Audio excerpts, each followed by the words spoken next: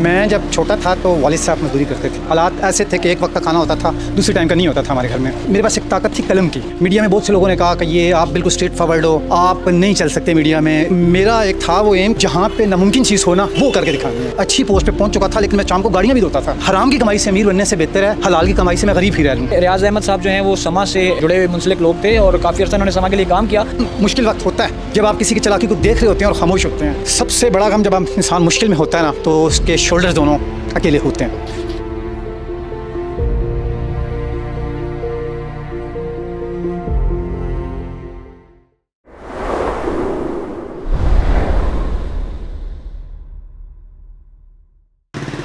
बिस्मिल्लाहिर्रहमानिर्रहीम। मैं हूं मलिक अरसलान, पीजी प्राइम का होस्ट। जनाब, एक बात है कि गम से खूगर हो इंसान तो मिट जाता है गम।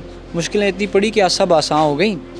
आज एक ऐसी ही मोटिवेटेड पर्सन के पास हम हाज़िर हुए हैं। उनकी कहानी, उनकी ज़ुबानी सुनेंगे कि किस तरह से उन्होंने अपना काम शुरू किया और अभी वो किस स्टेज पे हैं और आगे फ्यूचर में क्या देखते हैं कि कहाँ तक।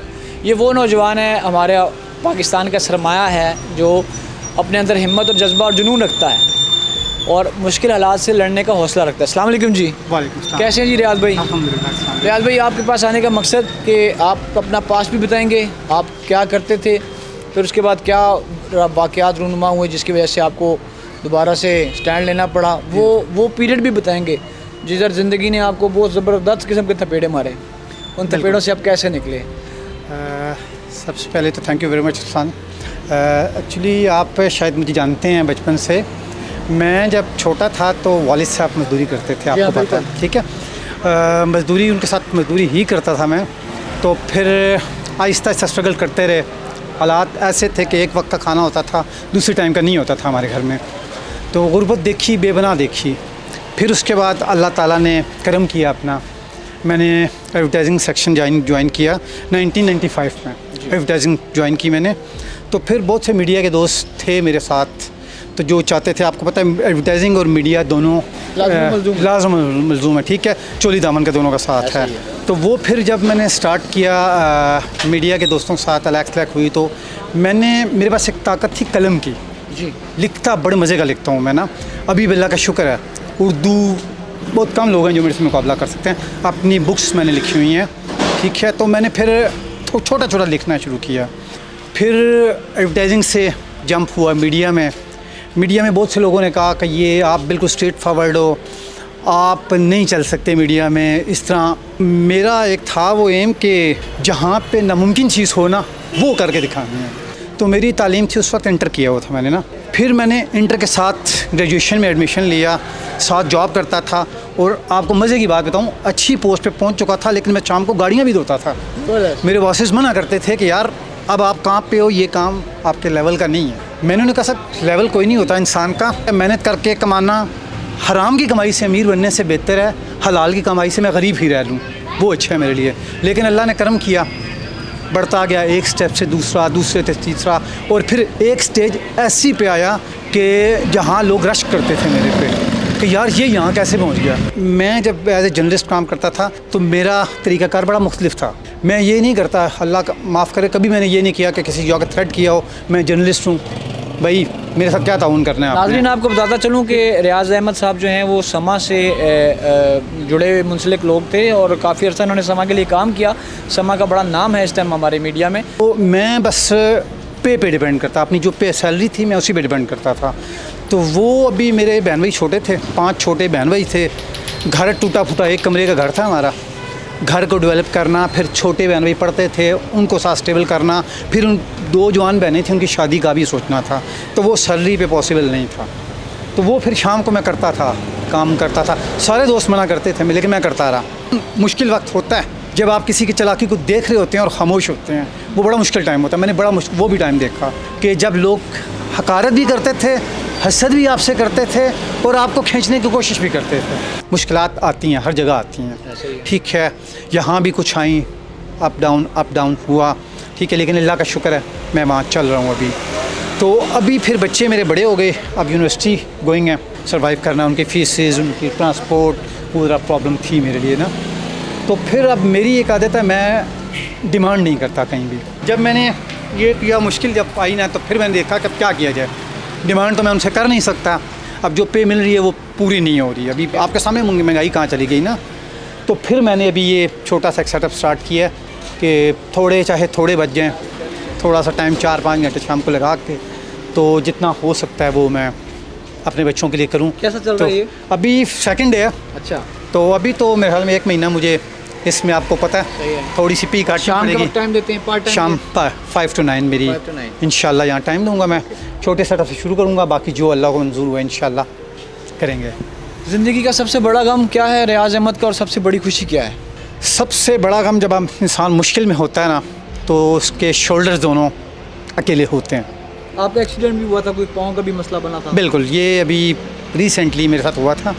वो जब मैं आया इधर तो वाइट वॉश का था, मैंने सीढ़ी से छलांग लगाई ना, तो सुबह उठा तो मेरा पाँव सूजा हुआ था। फिर उसका ट्रीटमेंट करवाना शुरू किया मैंने, तो एकदम से फिर जब गवर्नमेंट हॉस्पिटल में बात नहीं, प्राइवेट चेक करवाया मैंने, तो वहाँ फिर मुझे पता चला कि उस डॉक्टर ने मुझे कहा कि आपके पाँव में ट्यूमर है। लेकिन मुझे अल्लाह पे भरोसा भी था, ये नहीं अल्लाह पे भरोसा नहीं था, लेकिन मैंने अपनी लाइफ में जितने कैंसर पेशेंट्स देखे हैं वो जाते हुए देखे हैं, जायदादें बेच के लोग जाते हुए देखे हैं मैंने। तो मुझे सिर्फ अपने बेटे की फ़िक्र थी, बेटा बहुत छोटा है, बेटी माशाल्लाह बड़ी है, लेकिन वो रोड पे तो नहीं आ सकती। मुझे फ़िक्र, अपने जाने की फ़िक्र नहीं थी मुझे। मैं तैयार था जानी तौर पे कि शायद अब मेरे पास वसाइल नहीं है, शायद मुझे जाना पड़ेगा। लेकिन अल्हम्दुलिल्लाह अल्लाह से दुआ मांगी, रात को रो के गिड़गिड़ा के दुआ मांगी अल्लाह ताला से। तो यकीन माने जब CT स्कैन हुआ, फर्स्ट मेरी सर्जरी हुई, तो डॉक्टर ने मुझे पहली खुशखबरी ये सुनाई थी कि इसकी रूट्स नहीं है। अच्छा। ये मेल है, फीमेल नहीं है। ट्यूमर 2 तरह के होते हैं, एक फीमेल होती है, एक मेल होती है। एक फैलता है और एक, हाँ, जो फीमेल होती है उसकी जड़ें फैलती हैं और वो 1 से 2 से मल्टीप्लाई होती हैं। जो सिर्फ मेल होता है वो फैलता नहीं। तो ये मेल था। तो अभी अल्हम्दुलिल्लाह सर्जरी हो गई, सक्सेसफुल रही, बड़ी खुशी। हाँ, मुझे ये शौक़ था कि मैं काबे को छू के एक दफ़ा देखूं। तो वैसे ही बिलू एरिया में गया, तो बिलू एरिया में जा रहा था, तो एक अलखुदा इंटरनेशनल वाले हैं जी, ठीक है, आपने देखा होगा, पॉलीक्लिनिक के अपोजिट के हैं। मैंने वैसे उनको कहा कि मैंने जाना है जी, तो क्या होना चाहिए मेरे पास ना। तो उन्होंने कहा इस तरह करें, 80,000 आप कर लें, जिस तरह आप बता रहे अपने सिचुएशन, 80,000 कर लें, बाकी हम मैनेज कर लेंगे आपके लिए। तो फिर उनको मैंने अपना पासपोर्ट दे दिया। मैंने यकीन नहीं था मुझे, यकीन माने 1% भी यकीन नहीं था। पासपोर्ट दे के घर आया हूँ तो मिस कहती है आपने तो आज पासपोर्ट लाना था। मैंने कहा पासपोर्ट तो मैं दे आया हूँ, किस लिए दिए, मैं उम्रे पे जाऊँगा। वो हंस पड़ी है, कैसे उम्रे पे जाएंगे आप, उम्रे पे तो कम से कम 1.5 लाख रुपया लगता है जी। मैंने कहा मैं दे आया हूँ, पता नहीं अब क्या होता है। तो चाय बनवाई, चाय पी रहा हूँ, तो 7 बजे मुझे कॉल आई है मोबाइल पे, कहता है मुबारक हो, आपका एक्सेप्ट हो गया, ज़बरदस्त, तो आप कब जाना चाहते हैं, आपका वीज़ा प्रोसेस करवा दूँ मैं। मैंने कहा क्यों सर मजाक करते हैं, ठीक है ऐसे कहाँ होता है। तो कहते नहीं हो जाएगा आपका। मैं साथ देख लें, मेरे पास पैसे नहीं हैं इतने। कहते हैं कितने पैसे हैं अभी आपके पास। मैंने कहा मेरे पास 20-25 हज़ार मेरे पास सेविंग होगी इस वक्त घर की ना। कहते हैं आप ऐसा करें 25 हज़ार दे जाएँ, बाकी मैनेज कर लें। लकी हैं आप, जिस फ्लाइट में हम ग्रुप भेज रहे हैं उसमें एक ही पोस्ट है और रहीश आपको हम वहाँ मैनेज कर देंगे, फ्री कर देंगे। अच्छा ठीक है, आप जा सकते हैं। तो ज़िंदगी की सबसे बड़ी खुशी काबा जाना, काबा की बस वो जब मैं एयरपोर्ट पे था ना सुबह, हाँ। एयरपोर्ट पे जब मैं एयरपोर्ट पे बैठा हुआ, फ्लाइट अनाउंस हो गई, मुझे यकीन फिर भी नहीं, क्या मैं आराम बांधा हुआ, मुझे यकीन नहीं कि यार ये कैसे हो सकता है, मैं नहीं जा सकता, मैं ख्वाब देख रहा हूँ। तो यकीन माने जब फर्स्ट नज़र मेरी काबे पे पड़ी थी तो लोगों ने कहा था दुआ मांगना। मेरे पास सिवाय आंसुओं के कोई चीज़ नहीं थी, ठीक है। मुझे नहीं पता था मुझे वो कैसे लेके गया, मुझे वो क्यों लेके गया, लेकिन ले गया मुझे वो ना। तो मैंने जब काबे को देखा तो दुआ मांगने की तो नौबत ही नहीं आती, वहाँ पे दुआ नहीं मांगी जाती। मेरे पास सिर्फ आंसू थे वहाँ पे ना, कि माजी सारा मेरी आंखों के सामने घूमा कि मैंने क्या किया हुआ है और ये मैं खड़ा किधर हूँ, मैं किस मुकाम पे हूँ। मैंने काबे को जाके वो अपने हस्बे आदत काबे को टच किया, हल्का सा टच किया ना, तो अंदर से मेरे एक तूफ़ान सा उठा ना, तूफ़ान, मैंने जलन सी तूफ़ान अपने अंदर देखा कि या अल्लाह ये क्या हो गया। मुझे नहीं पता मेरी लाइफ वहाँ पे कैसे चेंज हुई, ठीक है। लेकिन जब मैं पीछे मुड़ के देखता हूँ तो मेरी 2 आदत हैं जो मेरी लाइफ के साथ बचपन से अपने उस्तादों से मुझे सिखाई हैं कि एक तो बेटा तकब्बुर नहीं आना चाहिए आप में, क्योंकि हमेशा जो शाख फलदार होती है वो झुकती है, वो ऊपर नहीं जाती। जो शाख ऊपर जाती है उस पर फल नहीं होता, अकड़ होती है लेकिन फल नहीं होता। एक ये मैंने पल्ले बांधा, चाहे कोई अमीर है चाहे गरीब है, मैं हमेशा झुक के मिलता हूँ, ठीक है। और दूसरी उनकी ये आदत थी कि तुम्हारी वजह से किसी को नुकसान या तकलीफ़ नहीं पहुंचनी चाहिए। अल्हम्दुलिल्लाह आज तक मैं इसने अपने इस एम पे कायम हूँ और इंशाअल्लाह मरते दम तक मैं कायम हूँ कि मेरी ज़ात से किसी को तकलीफ़ नहीं पहुंचनी चाहिए।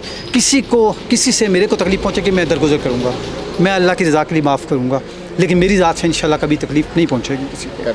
व्यूअर्स, रियाज़ अहमद ने अपनी ज़िंदगी में कठिन और आसान तमाम हालात का मुकाबला बड़ी खुश असलूबी से और जाँफिशानी से किया है।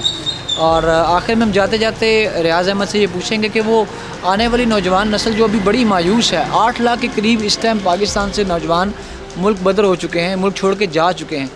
ये टैलेंटेड शख्स है, इसने बड़ी ज़ीरो से स्टार्ट लेके ऊपर तक गया और समा जैसे बड़े चैनल में काम भी किया और आज ये फिर इंशाल्लाह मेहनत के उस पायदान पे कदम रख चुका है जहाँ से ये मजदूरी के तहत अपनी रोज़गार और अपने सिलसिले को चला रहा है।